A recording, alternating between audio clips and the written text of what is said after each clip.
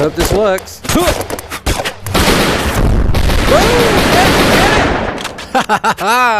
Suck it! Welcome my fellow VR nerds, this is Eyes on VR, where we talk all things Oculus Quest and some other VR stuff too, but today we're going to be having a look at Operation Serpens. Serpens? I'm going to say Serpens.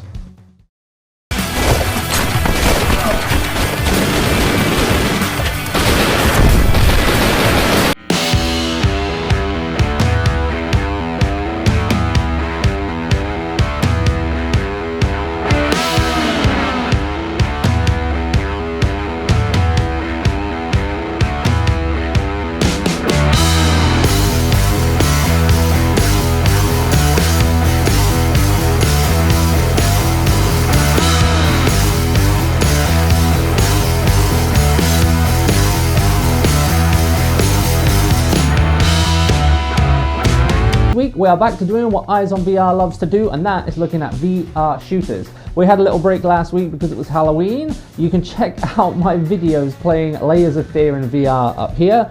I will tell you now, VR horror games, very, very scary. I spent most of the compilations of videos there peeing myself with fear. It was really good though. I recommend Layers of Fear to anyone who wants a good scare or a good thrill on Halloween, because it certainly is something, especially in VR. Now here at Eyes on VR, we normally take a look at games for their realism, and we do love our realism in shooters in games, but this one really stands out. It's just an old school arcadey shooter that you can play with your kids, you can play with your family on your Oculus Quest 1 or your Oculus Quest 2. Now when I say this is very family friendly, adults don't just let the kids have all the fun here, because I am not kidding.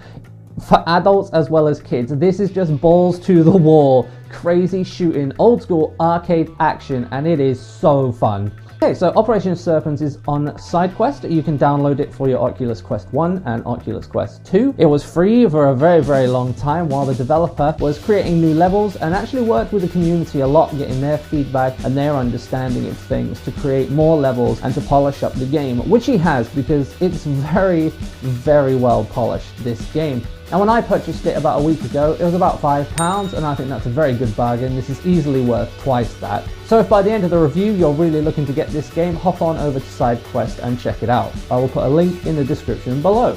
So let's get the obvious out of the way first, the art style and the aesthetic. This is clearly a very child-friendly, campy, cel-shady kind of art style, and that fits absolutely with this game. You'll see a running theme of this kind of campy, old school kind of style that goes along with the entire game as you go through. So when you fire up the game, you're going to go straight into the tutorial, which is, as every other shooter is, it's a gun range. They'll teach you to shoot certain weapons, pistol, assault rifle. If you can climb on things, they'll teach you how to do that. They'll teach you about reloading, they'll teach you about healing, flashbangs and grenades. Everything you need to know. It takes about 5 minutes and then you're good to go. One tutorial and then you are let loose for the entire game to do as you wish. After the tutorial, you'll get a little test ride in what can be done. After you've done the tutorial, your main menu will basically be this hub area where you can choose all of the levels for the squad of bad guys you're going after, the Serpens, and you've also got a shooting lane behind you so you can test out different weapons. You've got a lot laid out on the table you can play with, just so you can perfect it, you know, shooting your pistols, your assault rifles, grenades, flashbangs. There's even a sniper rifle in there, and we'll talk about those a bit later on. You can also select the Horde mode, and believe me, we're going to get into that in a minute as well.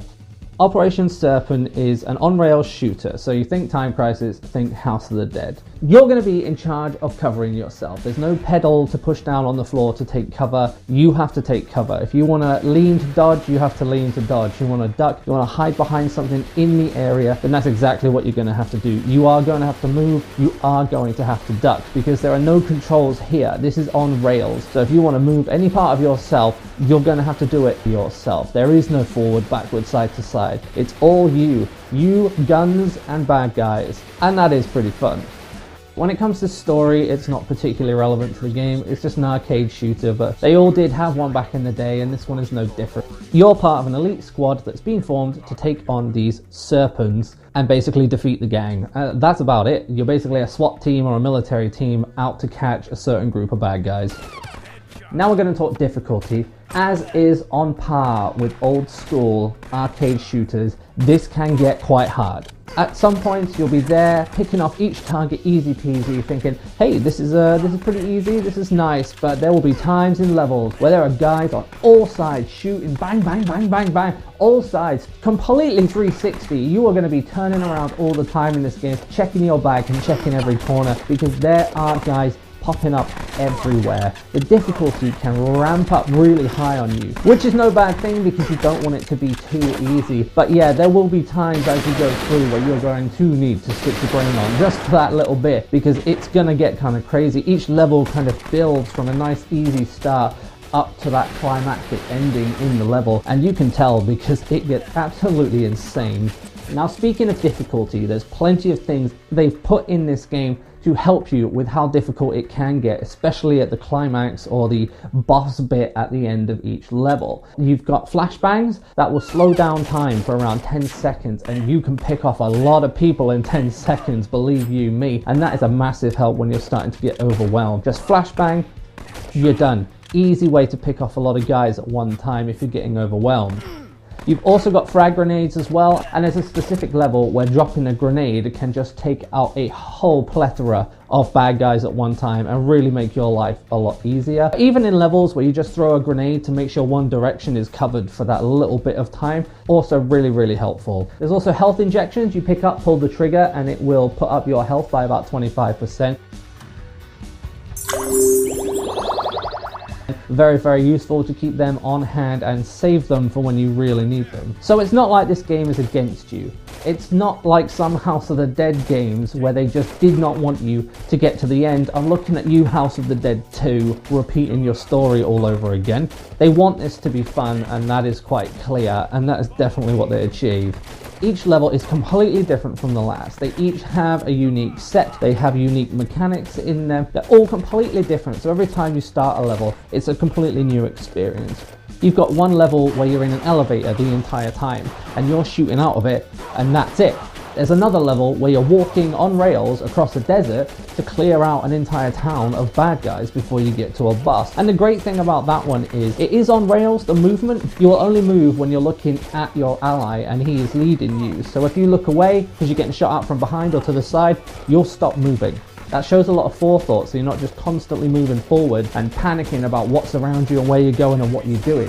There's another one where you're in the back of a truck the entire time, shooting out, taking cover behind barrels in the truck because you're being chased by helicopters, jeeps, trucks, airplanes, and all sorts of crazy stuff. And that is the level where grenades come in handy, let me tell you now. One of the levels you're going through basically an office building, taking out guys as you go along, and it all culminates in the final section in the parking garage. And that's not even all of the levels. There are more to go than that. And I won't be talking about the last level of the game because I don't want to spoil anything for you. I want you to be rewarded when you work your way up to that point, because it can be hard, but it's so much fun. But the point is clear. A lot of work has gone into each level to make it unique, to make it fun, and to keep things fresh so you don't get bored as you play along. And I'll tell you one thing you do not get in this game is bored. And speaking of levels, we have to talk about the Horde mode. Now, I've been watching this game for a while as each level was getting added by the dev team and by the creators as it went along on Sidequest. You could play one level at a time, and then they just kept adding them on as they went along, which was really great. But people were gagging for a Horde mode, and that is exactly what they did. They gave us a zombie Horde mode, of course. This works pretty much like your standard Horde mode. They keep coming in rounds and waves. You fend them off. Easy peasy.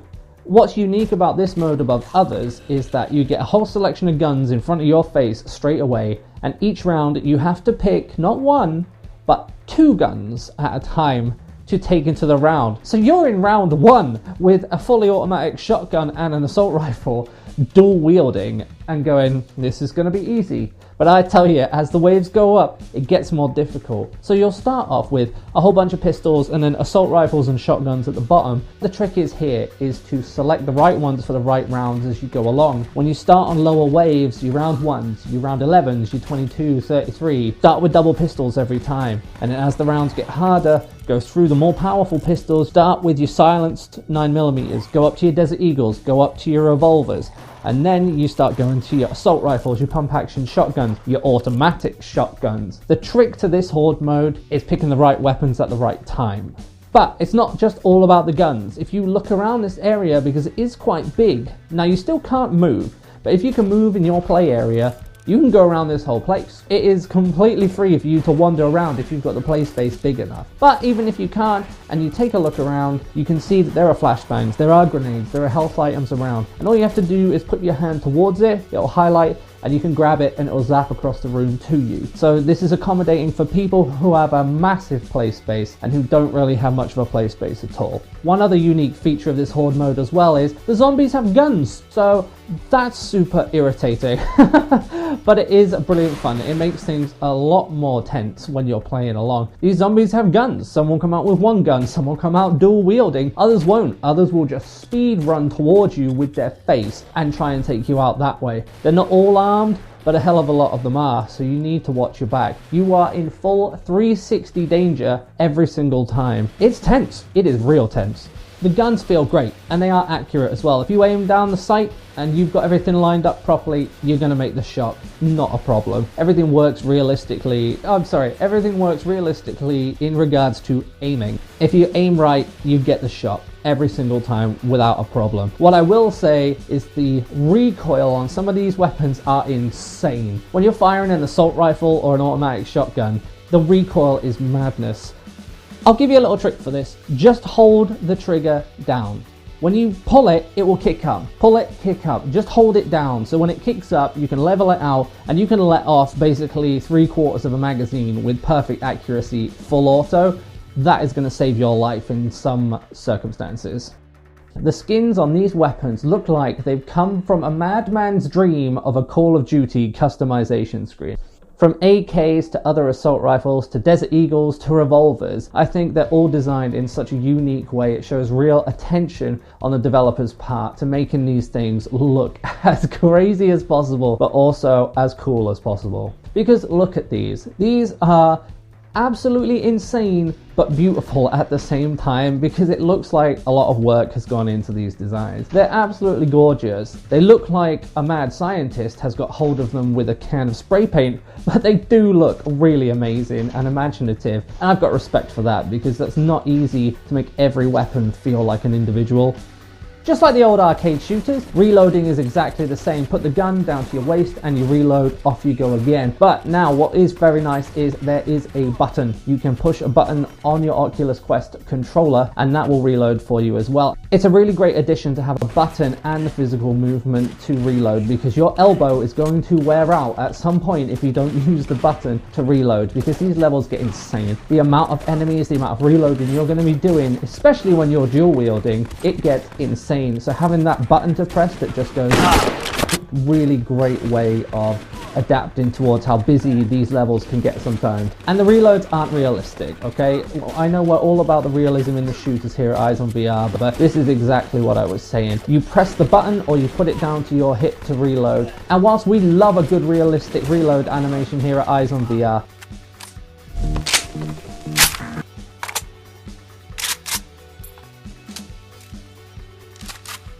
you know, what can you do here? The fact that they've put in animations at all is beyond what they needed to do, because they didn't really have to. When you press the button to reload, you'll notice the animation. For assault rifles, the magazine will just kind of come out, float, and then go back into your gun and you're done. Revolvers, the barrels will just spin and that will be it, you'll be reload. Same with pistols, the mag will just drop out a bit and then go back in again. Shotguns, you will hear shells being loaded into it, even though you can't see that, and then you'll just be good to go again. And to be honest, you can do this all at the touch of a button, which does make a nice change if you're just trying to fire up your Quest for 10-15 minutes and you just want to shoot around. This is a nice quick way to have some fun on your Oculus Quest or your Quest 2, where you can just go in, shoot a few things and not have to worry about the realism, cocking your gun, counting bullets that are left in your magazine. If you just want to turn your mind off and shoot at some bad guys, this is exactly perfect for that. Now there are sniper rifles in this game as well, and that's not something I really think they had to include. And these sniper rifles work fantastically. The scope is full on, and it's even at such an angle that when you record, as you can see, you can see what I'm seeing through the scope, and I wish other games that were on the Quest would accommodate for that, so you could see through the sights as well. They are accurate, and you do have to reload after every single shot, even though they have a magazine in them. But again, we're not judging on realism here. Now, talking about weapons, I did miss one out, which is technically not a weapon, but it's the riot shield. That will be your best friend throughout every level of this game. If there is one, pick it up, because in most levels there will be one available, and with good reason. It will save your life 100 times over. The thing just pays for itself, honestly, and you can use assault rifles and shotguns with one hand quite easily, so just take the extra defense. You're gonna want it, you're gonna need it. Now, it's not all sunshine and rainbows. I played this game a lot, and honestly it's very, very polished. I'm very impressed, but I did run into one consistent problem. Now, this game has a fantastic unique feature where you can hold a grenade or a pistol in your mouth, and other games should take note of this because I think that is absolutely genius. But my problem was, when I had a grenade in my mouth, it was very, very difficult to get it out. I would just put my hand up, I would try and grip it, it just wouldn't take. I'd move my hand around while frantically pressing the grip button, and it just wouldn't take it. And that was a bit of a problem for me. If you're planning out a way you're going to do something, use a grenade or a flashbang at a certain time to help you get through a level, and then you can't, it just completely messes up your whole plan. And whilst that's not a deal breaker for the game, I'm hoping that is something that they look into in the future. Now, I just want to talk about the feel of things. When I first opened the game, I found the hands to be further forward than I would have expected them to. Instead of your palm of your hand kind of being where your controller ring is, it's further forward than that. It seemed really weird to me that they were that far forward, but I have to say, when you grab weapons and you start shooting, it doesn't really bother you, but to me, they just seemed a bit too far forward. I think I'm just used to other shooters where the hands are always so much closer. What's also nice about this that shows the developers gone the extra mile is that it supports B-haptic vests as well. So, as it says on Sidequest, suit up, get it on and use it. You're gonna feel those haptics, I will tell you that. You're gonna get hit so often, you're gonna feel it. Now, there is no multiplayer in the game as of yet. It would be fantastic to see that in the future, especially with the Horde mode. And to be fair, to go through the campaign with someone would be quite interesting as well, because it's got a lengthy enough campaign to keep you amused, and the replay value, it's really there. And with other people, it would just be an extra level of fun on top of this already very fun arcade shooter. And that is it, my VR nerds. The conclusion here is this is fun. This is a fun, old-style arcade shooter. It lives up to exactly what it says it's going to be. And honestly, as I said in the review, if you just want to put on your Quest for 10-15 minutes and just turn your mind off and just shoot some bad guys, this is a perfect game for that. And it's so much fun with all the variety in weapons, levels, and all the stuff you can do. It's perfect for that. The replay value here is massive. It's completely worth the price. I will put the current price for it up here. It's easily worth its value on the store multiple times over. If after listening to all this that you want to go and purchase the game, or at least just watch a trailer or get some more information on the game, then you can check out the link down below in the description. It'll take you right there and you can check everything out for yourself. Looks like that's it for this week. We're back. We're looking at all the VR shooters that we can get our hands on, just like we always do. Like, we've already looked at Contractors. We've got a video for that right here. But we'll be looking at other stuff in the future too. We've still got Onward and Pavlov to look at, and I am working on those reviews, but they are taking time, because Onward especially deserves a lot of treatment, because that really is one of the high scorers when it comes to shooters on the Quest and the Oculus Quest 2. So I'm working on it. Don't worry, it is coming. Drop a like if you enjoyed the video, and subscribe if you want to see more content coming to the channel, because we've got plenty, believe you me. But looks like that's it for now. I am out, and I will see you next week.